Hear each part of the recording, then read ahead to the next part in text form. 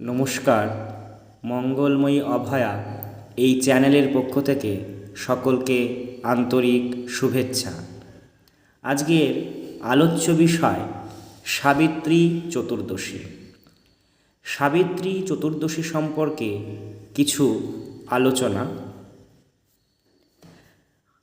সা চ জ্যৈষ্ঠকৃষ্ণা চতুর্দশী, অর্থাৎ জ্যৈষ্ঠ মাসের কৃষ্ণপক্ষের চতুর্দশীকে বলা হয় সাবিত্রী চতুর্দশী।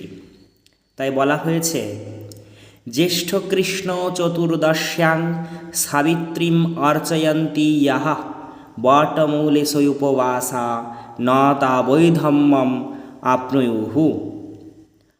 জ্যৈষ্ঠ মাসেই কৃষ্ণপক্ষের চতুর্দশীতে যে সকল স্ত্রী উপবাস করিয়া বটবৃক্ষমূলে সাবিত্রী দেবীর অর্চনা করে তারা কখনো বিধবা হয় না।